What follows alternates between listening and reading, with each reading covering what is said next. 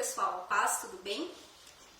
Tem uma pergunta que volta e meia eu recebo, que são pessoas que assistem os vídeos e se identificam, né? Elas percebem que elas têm algum dom, por exemplo, percebem que tem um dom de palavra de conhecimento, um dom de profecia, alguma coisa assim. E aí de vez em quando eu recebo a pergunta, ok, eu tenho dom, mas e aí? O que eu faço com ele, né? Porque não basta só você ter o dom, você precisa, né, fazer alguma coisa com ele. Deus ele não te dá um dom para você guardar, né? Então, a primeira coisa que você tem que fazer quando você percebe que você tem um dom, quando você tem um dom, é valorizar, né? A gente vê na parábola dos 10 talentos que aquele servo, o último servo, né, que recebeu um talento e enterrou, eu vejo que ele não tratou aquele talento com importância. Porque imagina só, ele recebeu um talento, e isso é uma quantia grande de dinheiro, né? Então quem em sã consciência ia enterrar dinheiro? Né? Quando você tem algo precioso, você não vai enterrar, né? Você põe no lugar apropriado. O que você enterra? Você enterra coisas que não são importantes, coisas que você quer se livrar, né? Enfim, você não enterra dinheiro.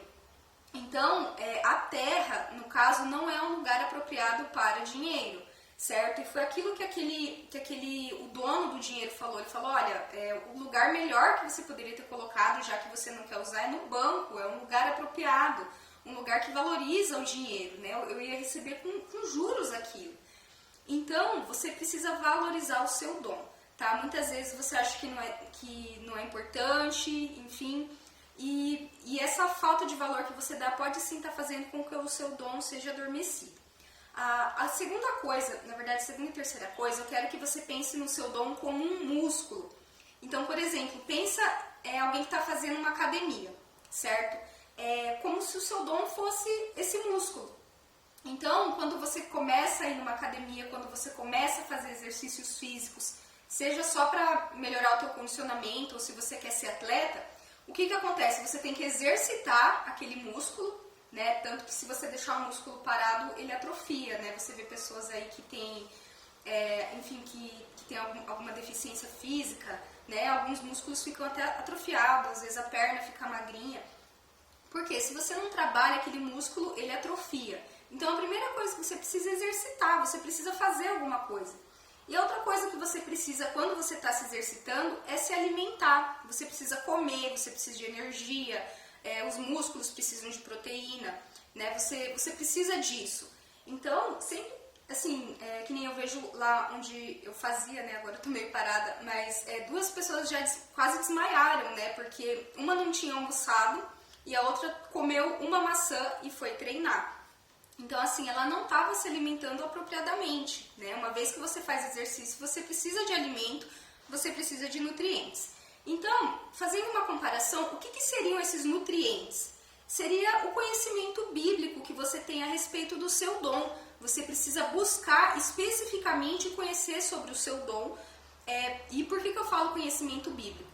Porque gravando esses vídeos sobre sonhos, eu percebi que muitas pessoas chegam com conhecimentos do ocultismo, conhecimentos ocultistas, seja que elas procuram interpretação em fontes que não são de Deus, enfim. Então, o conhecimento que você precisa do seu dom é um conhecimento bíblico, é um conhecimento que vem do alto, que vem de Deus, tá? Então, leia livros de pessoas cristãs sobre esse assunto, procure vídeos, acompanhe pessoas que têm esse dom.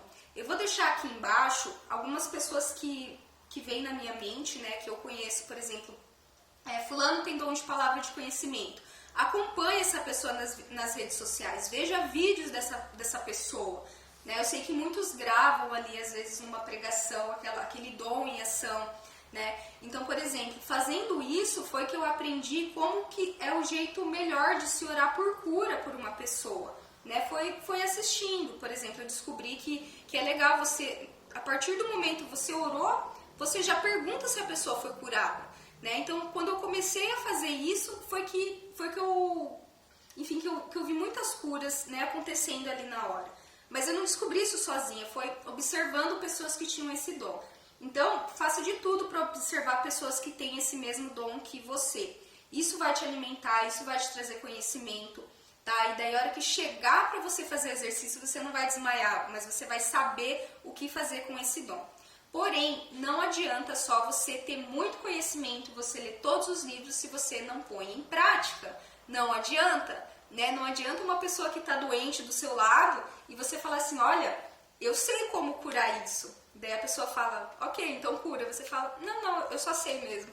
Sabe, não faz sentido. Uma vez que você sabe, né, como que aquele dom funciona, você tem que começar a praticar, tá? E o primeiro lugar que é o seu quartel-general, é o primeiro lugar que você vai pôr os seus dons à disposição, é a sua igreja local. Daisy, eu não tenho igreja, procure uma, tá? Eu sou totalmente contra essa questão de desigrejado, eu busco a Deus na minha casa, tá? Porque se de repente todos os cristãos do mundo começarem a pensar assim, cada um se tranca na sua casa e o evangelho não vai mais existir em uma ou duas gerações. Tá? Então a gente precisa de uma igreja local, a gente precisa andar junto. Então, se você não tem igreja local, procure uma.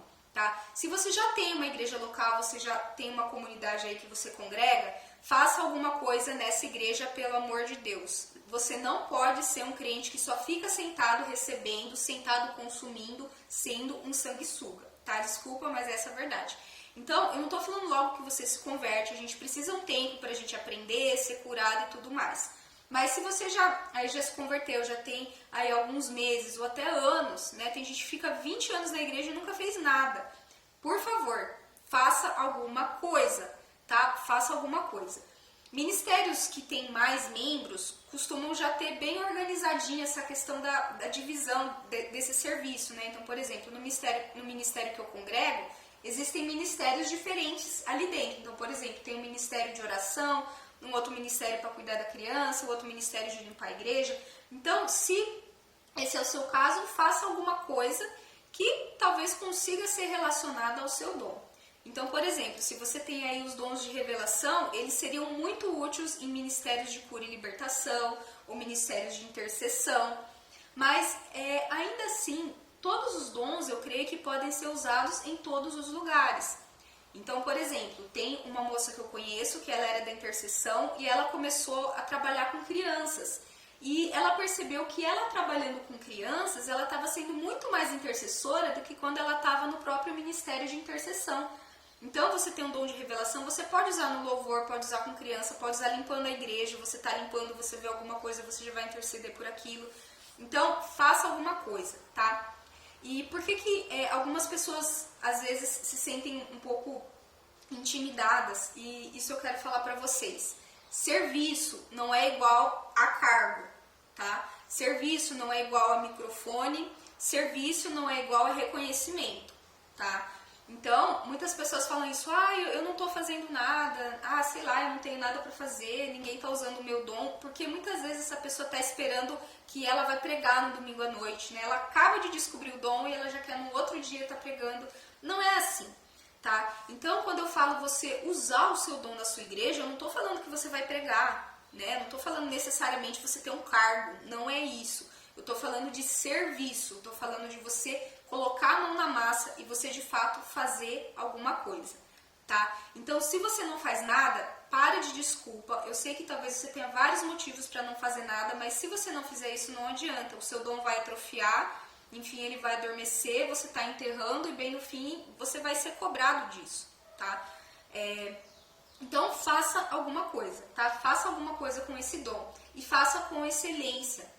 Tá? Se você está usando o seu dom com excelência, usando o serviço do reino, sabe, é uma questão de tempo para o Senhor estar, talvez, enfim, desenvolvendo mais esse dom, ou até mesmo te dando outros dons, enfim, te levando a lugares diferentes, tá? Mas você precisa fazer alguma coisa. Que nem quando eu comecei a treinar, eu conversei com a minha sogra, que ela é nutricionista, e eu falei, eu queria tomar whey. Daí ela falou assim, olha, Deise, você pode tomar, mas se você tomar e não treinar, você vai ficar com barriga, tá? Então tem muito crente barrigudo, que tem a teoria sobre os dons, mas não põe a mão na massa, tá bom? Então você precisa fazer essas três coisas. Valorize o teu dom, saiba que o que você tem é muito precioso, é algo que as pessoas estão precisando, as pessoas vão ser abençoadas com aquilo, tá? Em segundo lugar, tenha conhecimento sobre o seu dom. aprenda, enfim, converse com pessoas, observe pessoas e terceiro, faça alguma coisa, põe a mão na massa, tá bom? E preferencialmente na igreja, ali é o lugar onde tudo começa, tá? Ainda que você tenha um dom para evangelismo, um chamado para fora, tudo começa ali dentro da igreja, tá? A igreja que é, digamos assim, a nossa estufa para os dons, tá bom? Seria isso. Eu vou colocar aqui embaixo a lista que eu falei de algumas pessoas que têm esses dons, onde você pode procurar essas informações. Mas se você souber de alguém que fala sobre algum dom, ou alguém que tem algum dom que você saiba, que pregue sobre algum assunto que eu não coloquei aqui, fica à vontade. Eu acho que esse compartilhamento é muito importante, tá bom? Seria isso, gente. Deus abençoe e até a próxima.